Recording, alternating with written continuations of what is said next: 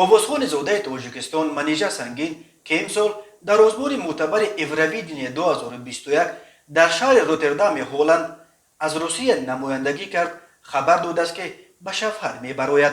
اووزخان عروس تابستان امسال از مرد دوست داشتهاش پیشنهاد ازدواج گرفته است، ولی در این باره تازه اکنون در برنامه خاطره و در اینستاگرام که به کاربران به یاد آوردن یک روز تابستان خود را پیشنهاد میکند خبر داد.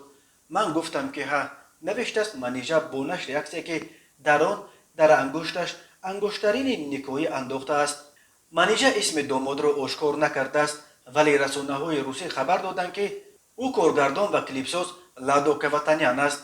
بنا به گزارش‌ها این جفت از بهار سال جاری با هم رابطه داشتند و معرکه فاتحه‌شان هنوز تابستان برگزار شده است. لادو کواتانیان مؤلف کنسپسیای هنرنمایی منیژه در اورویدین با ترانه رشم وامین بود و برای دستگیری اووزخان به هلند هم آمد. منیژه در آزمون اورویدین صاحب جای نهم شد و گفت از این افتخار میکند. انتخاب منیژه باعث نماینده روسیه در آزمون اورویدین در آن کشور موج واکنش‌های منفی از جمله از جانب برخی شخصیت‌های شناخته را به وجود آورد.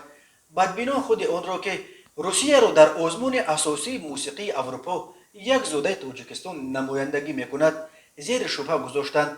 منیژه سنگین در پاسخ گفت مناسبت بدبینانه به پیروزی او همچون یک نفر زوده تاجیکستان نشان میدهد که مشکل ملتگرایی و بیگانه بدبینی در روسیه در سطح جدی وجود دارد. در اول ماه اپریل پرزیدنت تاجیکستان امامعلی رحمان در یک سخنرانیش از منیژه پشتیبانی کرد و گفت منیژه را بینید همه را سرگردان کرده است.